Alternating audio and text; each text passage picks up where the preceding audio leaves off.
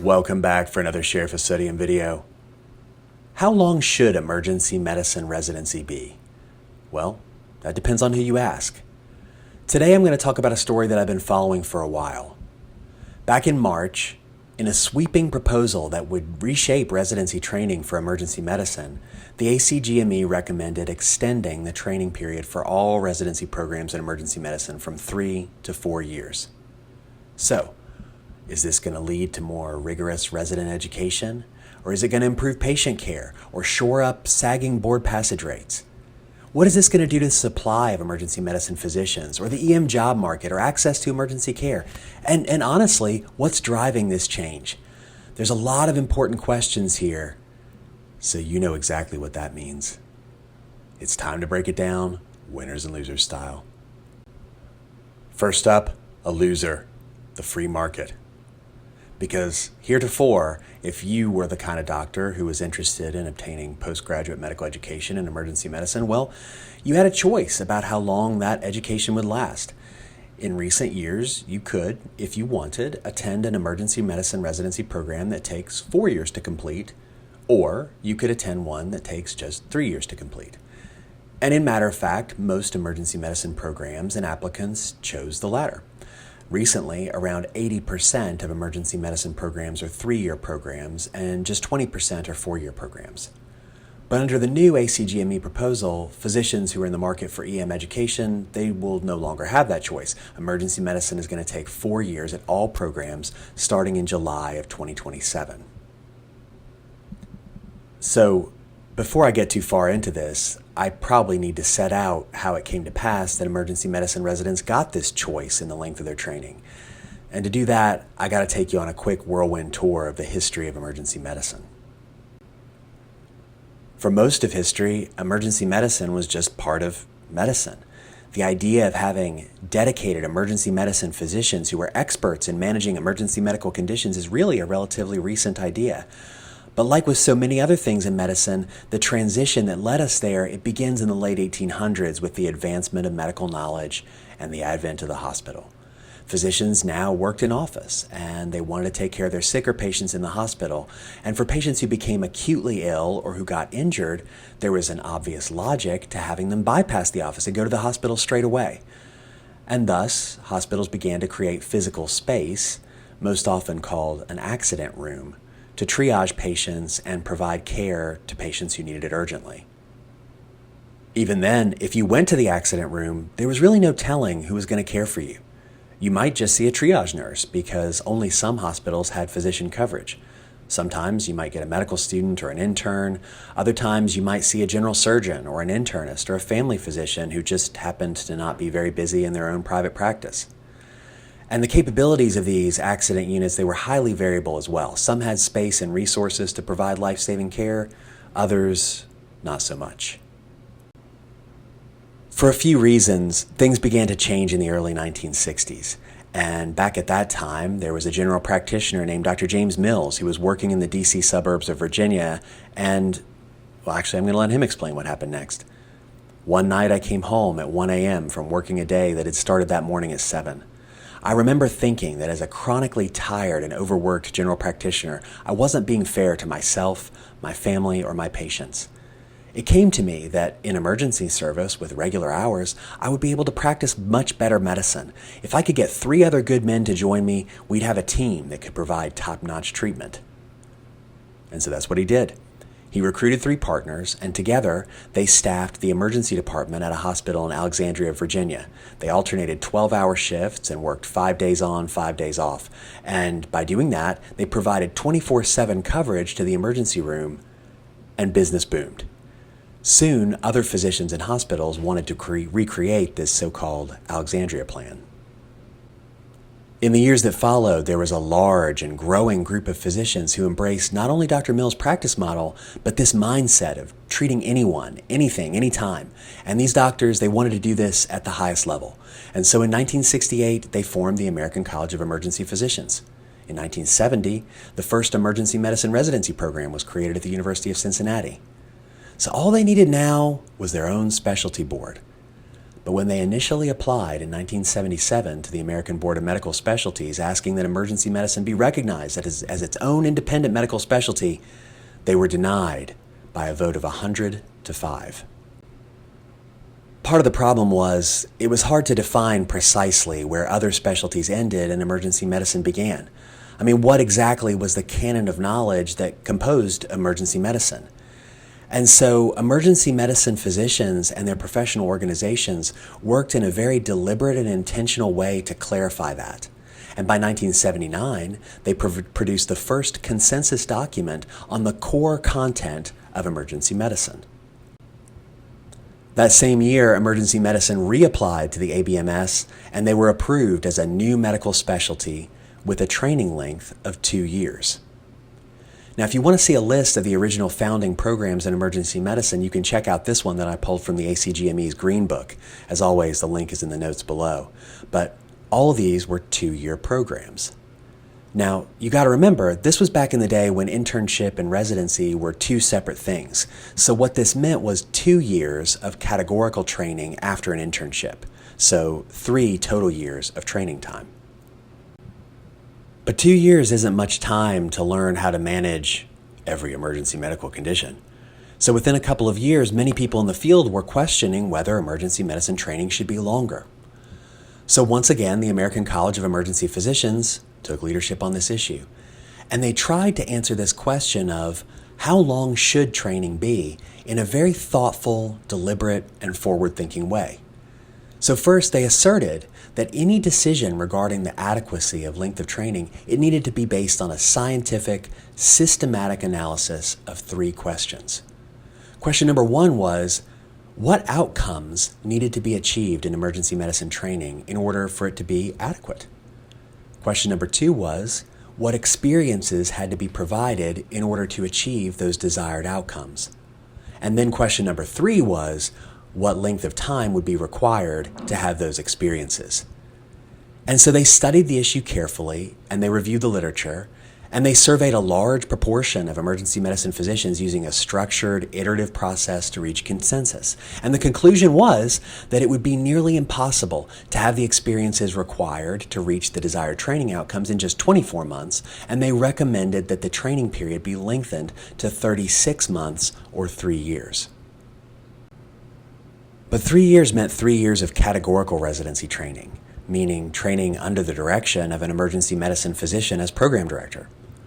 So to get to 3 years of categorical training, some programs were able to do the natural and logical thing, which was to get rid of that undifferentiated preliminary intern year and turn it instead into a categorical year that would be under the control of the emergency medicine program director. And these programs that did this, they became the fully integrated 3-year categorical emergency medicine residency programs that we know today.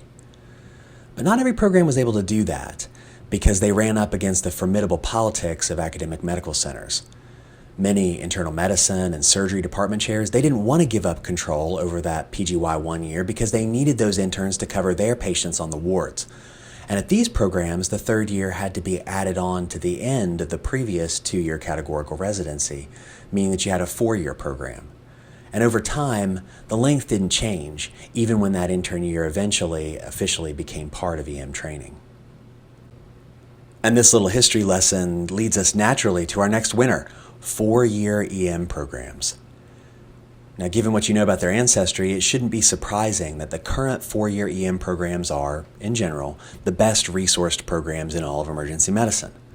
Even though they make up just 20% of programs overall, if you're not an emergency medicine physician and I asked you to name the most famous EM residency programs you could think of, odds are probably better than 50-50 that you're going to name a 4-year program. These are programs that have more than just a bustling ED. They've got ultrasound directors and full-time QI faculty and fancy simulation centers. They already offer their residents lots of multidisciplinary electives and tracks that function like fellowships in miniature. So these programs, they aren't going to have to do much to meet the new requirements. Actually, most of them meet them already because in many ways they were used as the template to design them. So while other programs are scrambling to reconfigure and maintain their accreditation, most of these programs, all they'll need to do is simply shuffle around their schedules. Next up, a loser. New emergency medicine programs. In recent years, there have been a lot of new emergency medicine programs, and overall, the number of emergency medicine residency positions has grown rapidly. Actually, let me give you a real number to digest. The number of PGY1 emergency medicine positions available in the match has increased by 95%, nearly doubled from 2010 to 2023. But when you drill down on this rapid growth, almost all of it is due to 3-year emergency medicine programs. Here's a figure from a recent paper that examined this growth in EM residency positions. And on this chart, the dark blue bars represent positions offered at a 3-year emergency medicine program. The gray bars represent positions at 4-year programs. Notice that the growth in EM positions has been driven by the growth of the blue bars. The gray bars are relatively flat. So, where are all these 3-year EM programs coming from? Well, around half of these new positions are at community-based but university-affiliated hospitals. And around a third were sponsored by for-profit corporations like HCA, Envision, SCP Health, and Team Health. It should be fairly obvious why these hospital systems and contract management groups have become so interested lately in graduate medical education. There are strong financial incentives to get into the GME game, especially in emergency medicine. Just for sake of example, I'm going to use HCA as a case study. HCA Healthcare is a publicly traded, for-profit healthcare system. Its mission is to make money. Here's a graphic from HCA's Investor Day in 2023 showing just how well they do that. Note that, since 2012, HCA has achieved a 20% compound annual growth rate, and their stock share price has increased 7-fold. And how exactly, you might wonder, has HCA Healthcare created such significant shareholder value over the past decade? Well, one of the things they've focused on is emergency services. Actually, they had a whole 20-minute presentation about this on Investment Day where they showed how expanding emergency care has fueled growth in many of their target markets. Now, if you work in an emergency department, this may come as a surprise to you because you may have grown accustomed to hearing administrators tell you how much money your service line is losing. Belts need to be tightened. Hatches need to be battened down. Times is hard, you know? And if you believed all that, then as a side note, you may want to watch my video on budgetary gerrymandering, to which I will link in the notes below. But suffice to say, even if it is true that your ED is losing money, it's losing money the same way that Costco is losing money by selling its hot dog and soda combo for $1.50. Good luck keeping your inpatient beds full if you let your competitors snatch up all the patients when they first come in sick. Residents, of course, provide cheap labor to staff those emergency departments and many other hospital services too. And that's why the single biggest sponsor of graduate medical education in the entire United States of America, it's not the University of such and such, it's HCA. Having residency programs is a strategic priority, not just in emergency medicine, but in other specialties too. As the slide says, they're building physician alignment today and tomorrow. That tomorrow piece is important because many residents don't just provide cheap labor while they're there, they may also provide cheaper labor when they graduate. I mean, life happens when you're in residency. Maybe you buy a house, maybe your kids like their school, maybe your significant other gets a good job, and so ultimately many residents choose to stay at the institution at which they did their training. In fact, according to HCA, more than 30% of their resident graduates do just this, which gives the hospital access to a steady stream of lower-cost junior attendings. And then there are the subsidies. When you train residents, the federal government defrays the cost of their salary and benefits through direct graduate medical education or DGME payments. In fiscal year 2023, those payments averaged $57,392 per resident FTE. There's also an indirect medical education subsidy, which is an add-on to every Medicare beneficiary's DRG payment. These so-called IME payments averaged $120,934 per resident FTE in 2023. So when every resident FTE is worth $178,326 on average, well, you want to have as many resident FTEs as possible. And this requires careful planning because since 1997, there's been a cap on the number of residents that Medicare will support. But for hospitals that weren't training residents in 1996, Their cap ultimately gets set by the number of residents that are in the program in its 5th year. After that, though, the new cap is fixed, and if you want to have more residents, you're going to have to do so without the subsidies. So this is why GME naive hospitals, they don't want to grow their residency programs slowly. They want a big bang, because when you establish residency programs quickly and at scale, you're going to maximize your cap opportunity. And that's why new EM programs are the loser here. Because many of the new programs that appeared over the last decade, they maximize their resident complement relative to the available resources using a 3-year training model. New programs that come along in the future aren't going to have it so easy. Some of them, especially at smaller or rural hospitals, they may have to invest substantially in partnerships or just accept having a smaller class size and GME cap so that they'll meet the new ACGME program standards. So although the incentive to continue to grow GME programs remains strong, I think we are going to see slower growth in emergency medicine programs in particular once these new standards are in place. But that begs a question. What about existing EM programs? Are they going to get squeezed out of existence by these new standards? Well, that brings us to our next winner, arithmetic. Under the old ACGME program standards, it was easy to determine whether you had enough ED volume to have an emergency medicine residency program or not. If your primary training site had more than 30,000 ED visits a year, the answer was yes, you could have a residency program. Now, things are a little bit more complicated. Figuring out whether you have the numbers or not, it's going to require a little bit of arithmetic. In terms of their ED resources, programs now need to have 3,000 annual visits per resident across all of their training sites. To decide if your program will qualify, you got to work out the math like the ACGME did in this example. But before you get too worried that your favorite existing 3-year program may not be able to surpass this higher sounding bar, let me give you a little bit of reassurance. The current median annual patient volume per resident is around 7,300, so 97% of programs meet the new standard already. And by transitioning from 3 to 4 years, the authors of this paper estimated that all but one existing 3-year program will meet the new ED volume requirements. What may threaten certain programs isn't their ED resources, it's other stuff. And that brings me to my next winner, pediatrics, because there's a lot of other stuff in the program requirements. Under the new requirements, EM residents will spend more time in the ED overall, but they'll also have to spend more time in critical care, obstetrics, pediatrics, toxicology, addiction medicine, administration, and EMS. And there are granular requirements for all these. For instance, residents have to perform at least 10 vaginal deliveries and care for at least 120 critical care patients.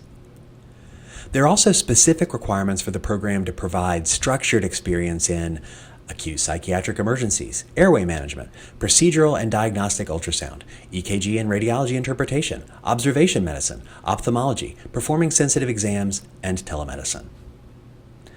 Now, given the role of the emergency medicine physician, there are good arguments to be made for requiring any and all of these things in EM residency training, but including them does mean that many other units in the hospital outside the ED are going to benefit from increased resident service time. And of all of those, I think the one that's going to benefit the most is pediatrics. Because under the new ACGME program standards, emergency medicine residents are going to have to spend at least 24 weeks, so 6 months of their entire residency training in pediatrics. But any care that you provide to pediatric patients during your regular ED rotations gets prorated. So if you work for 12 weeks at a hospital where 8% of the patients are pediatrics, then you've only earned 1 week to the 24-week minimum. So most programs are going to need help from children's hospitals to get more dedicated pediatric ED time. And on top of that, there's a critical care requirement that calls for at least 4 weeks of pediatric critical care. And that's especially relevant because just this year, new ACGME program standards for pediatric residency programs went into place, and those standards significantly reduced the amount of time that categorical pediatric residents spend on the wards and in the ICUs. That made it challenging for many children's hospitals to provide 24/7 resident coverage for some of the hospital's busiest and most acute units. But now, with a little help from some off-service EM residents, scheduling's about to get a lot easier. Next, another winner, the 4-year emergency medicine class of 2030. As I mentioned, the new ACGME program standards will go into effect in July 2027. So that means that everyone who enters residency training that year is going to be on track to graduate in 2031. Since there won't be any more 3-year graduates, the only graduates who are going to graduate in 2030 are going to be those who enter a 4-year emergency medicine program in 2026, which means current applicants in this year's match cycle who match to a 4-year program.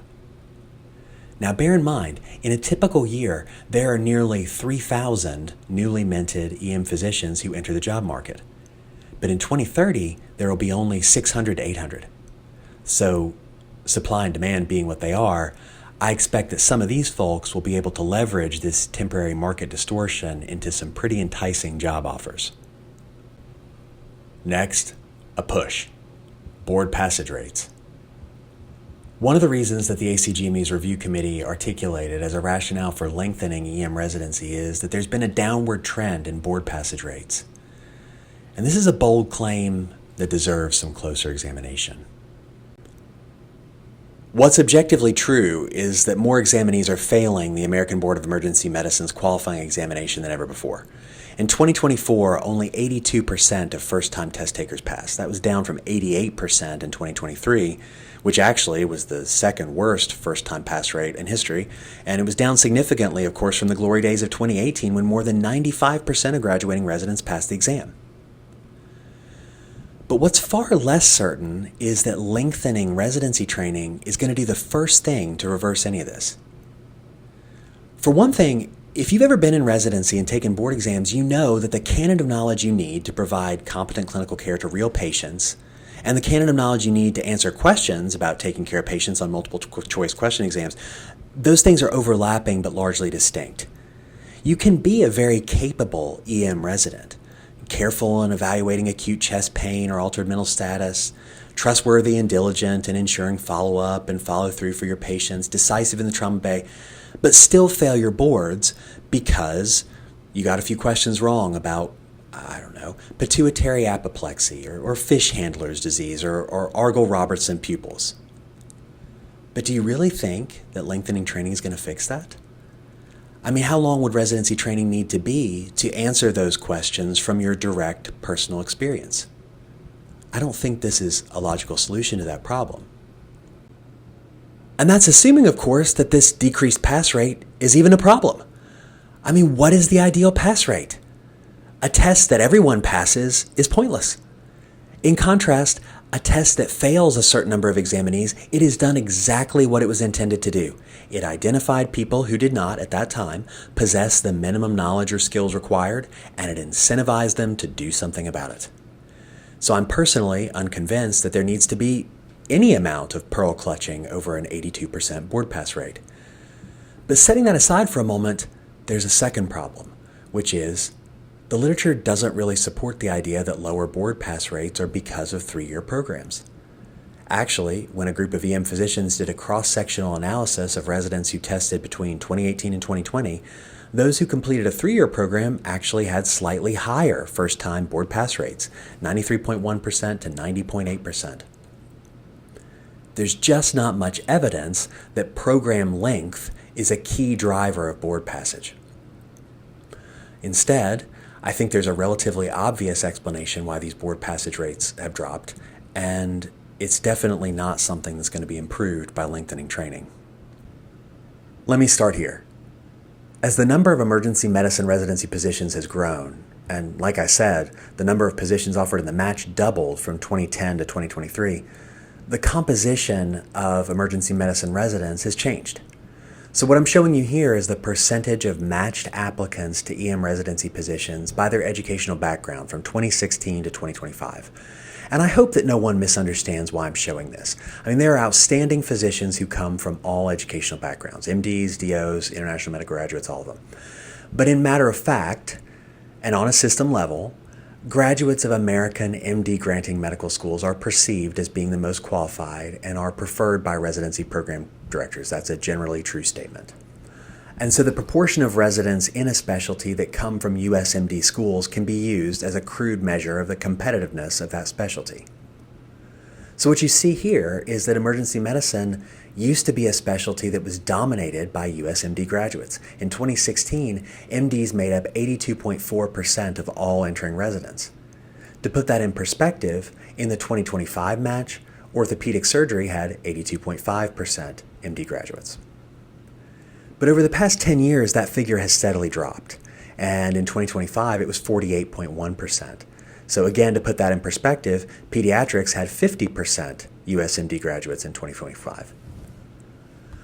What I'm telling you is that as it's grown, emergency medicine has transformed from being a moderately sized, fairly competitive specialty, something sort of like anesthesiology or radiology, into being a larger, more egalitarian specialty like pediatrics or internal medicine, where there may be intense competition among applicants with highly polished CVs for certain positions, but where many applicants who are qualified but whose CVs aren't as shiny, they're still going to find plenty of room to train somewhere. So it shouldn't surprise you that as US MD interest in emergency medicine has waned and emergency medicine has become more of a big tent specialty, the average emergency medicine resident who's entering residency today, they have lower pre-residency test scores than they did a few years ago. If you use charting outcomes data to calculate a weighted average like I did here, you'll see that the average entering EM resident in 2018 scored 245 on USMLE Step 2 CK. In 2024, they had 240. Now that may not seem like a big deal. I mean, 5 points, gosh, what is that, a couple questions? But you got to remember, USMLE Step 2 CK scores have risen steadily over this time frame. When the 2018 cohort took the test, the mean on the test was 242. By the time the 2024 cohort took it, the mean was 248. What that means is that the USMLE percentile score for the average incoming EM resident has dropped from the 54th percentile down to the 26th percentile. And of all possible predictors, the most powerful and consistent predictor of future success on a board certification exam is performance on previous high-stakes exams. We should not be surprised in the least that the ABEM board passage rate is dropping. And changing the length of residency training is not going to fix this. So that's why this is going to go down as a push. Up next, we've got another push. Emergency medicine patient outcomes. Regardless of the training length, the ultimate goal of EM residency is to produce expert physicians who are capable of caring for patients who have emergency medical conditions. So this idea that extending residency training should result in improved patient care, it has some logic to it. Unfortunately, it doesn't seem to have a lot of evidence. I was pretty excited about digging into this, and I attempted to do a deep dive into the literature, but all I found was a kiddie pool. Actually, I found a grand total of one study that compared patient-relevant outcomes for 3- and 4-year emergency medicine graduates, which is this one that appeared in the American Journal of Emergency Medicine in 2023. They looked at all new hires for a single large emergency medicine physician group and compared outcomes for new graduates of both 3- and 4-year programs, and compared them, in fact, also to experienced new hires. And what they found was there were really no differences. Well, actually, the 4-year graduates had about a 10-minute longer average length of stay, and 3-year graduates admitted or transferred 2% fewer patients. But over their first year of practice with the group, they all had the same rate of 72-hour bounce backs that got admitted or transferred. And both 3- and 4-year graduates prescribed the same amount of opioids. They avoided head CTs for patients presenting with syncope, but ordered pregnancy tests for women with abdominal pain or D-dimers for patients who got CTPAs at exactly the same rates. They even had similar utilization measures, like the proportion of encounters with any CT order or overall admissions and transfers. Now listen, if you want to have a longer EM residency, you can easily journal club this study. I mean, it was from one EM group. They used administrative data. The outcomes they assessed aren't necessarily the ones that most matter to patients, yada, yada, yada. Or you can point out correctly that it would be impossible in a practical sense to obtain gold standard evidence to answer this question. I mean, you not only have to randomize residents to receive 3- or 4-year training, you'd also probably need to randomize them to their first attending position so that you didn't introduce bias when physicians of varying clinical capabilities gravitated toward different jobs. But none of those arguments really change the fact that there just aren't data that show that this change is going to improve patient care. The data that we do have may be limited, but you just really don't get the sense that there's a signal here. I mean, not between 3 and 4 year program graduates or between new hires and other new hires that came with experience. They all seemed to function interchangeably, which on its very face might ought to be taken as a signal that current EM training is reasonably well standardized and effective at churning out competent physicians. I mean, maybe the whole of emergency medicine would improve if everybody did a 4, 5, 6, 7-year residency, but without evidence to support that, this one's got to go down as a push. Next, we've got a winner. Round numbers. A few moments ago, I described the process undertaken in the 1980s that resulted in the recommendation to change the length of EM training from 2 to 3 years. That process was focused, but intellectually rigorous, and honestly, it was cutting edge, if not forward-thinking, for that era. The process that resulted in these recommendations has been modernized, and in many ways is more comprehensive than what was used in EM or other specialties in the past. Long before the announcement in the spring, the ACGME's Emergency Medicine Program Requirement Writing Group had been working on developing this recommendation for several years. And to do that, they did a literature review, and they conducted a series of one-on-one interviews with patients and emergency medicine physicians who had recently completed residency training, and even individuals described as, quote, healthcare influencers, end quote. They even had a conference where they developed a definition of the emergency medicine physician and the skills and attributes that such a person should have. And then, using that definition, they engaged in some scenario-based planning in which they were challenged to envision the world in 2050 and beyond under 5 future scenarios, and tried to generate insights regarding what the practice of emergency medicine might look like in each of those scenarios. And I was pretty excited to read about this because, I thought they were going to be exploring how to prepare today's EM residents to handle trauma from flying cars or jetpack burns, but actually the scenarios were all geopolitical, like this ex uno plurus, which is a world with a weak federal government, strong independent states, divisive culture wars, no safety nets, isolationism, and near depression economics. So, I don't mean to poo-poo this discussion because I'm sure it was very thoughtful, and I'll acknowledge that maybe I'm just too simple-minded to understand how wargaming this kind of stuff is really going to be helpful in informing the kind of individual medical decisions that residents need to become proficient in residency. I mean, I gotta ask though, are we going to teach EM residents to approach airway management or EKG interpretation differently if we knew with certainty that we were headed for a dynamic, high-technology world characterized by a mix of libertarian economics and progressive social policies? I mean, can you imagine, in the ER, and that's how we place a chest tube for a tension pneumothorax. Oh, thank you, Dr. Attending, but how would I do it if I were living in a world of rapid temperature rise and extreme weather causing havoc and widespread anxiety with a large shift in government priorities and sluggish economics? But before I get too off topic, I want to get back to the point here because the real weight behind the writing group's recommendation, it didn't come from this. It came from their program director survey.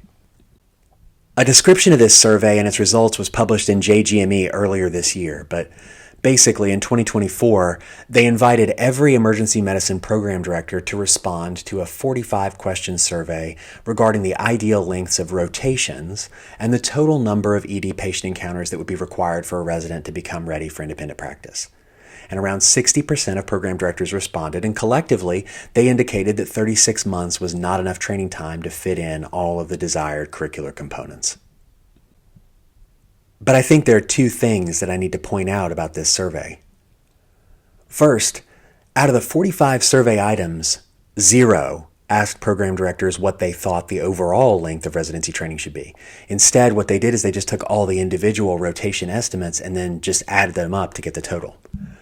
And the writing group points out that this was very intentional because when people did this kind of survey 10 years ago, there were statistically significant associations between the ideal length of training and whether the PD was from a 3-year or 4-year program, and whether they'd done their own residency in a 3-year or 4-year program. And they call this, quote, response bias, end quote. I don't think that's quite the right term. I mean, I would buy that program directors have some anchoring based on their own experience. I would also buy that there's some selection bias here. I mean, 3 and 4-year programs, they're different, and program directors don't get assigned to lead one of them at random. I mean, if you're the program director at a 3-year program, it's probably not because you think you're offering training that's grossly inadequate. If there are differences between 3 and 4-year PDs, it doesn't necessarily mean that they're biased. It may mean that they're both right based on what they're seeing in their program. Now, I wouldn't have minded if the authors had chosen to talk about the ideal length of training separately, to ask that as a separate survey, because then there wouldn't be any pressure on respondents to make their individual responses for each rotation be consistent with their final estimate. But honestly, you're leaving an important piece of data on the table by choosing not to ask program directors about this. Residency training is more than the sum of its parts. There's some important cross-training that occurs. You can ask program directors how long a resident needs to spend on geriatric emergency medicine or adult critical care transport, and they'll give you a number. And that number that they give you, it probably tells you something. But remember, ultimately, the program director's core responsibility is to decide whether a resident is ready for independent practice. This is the professional responsibility that we've entrusted them with. This is what they are best positioned to inform us about, and not asking about it directly is a missed opportunity at best. And the second thing is this. When you use this method and totaled up all the curricular experiences, they didn't add up to 48 months.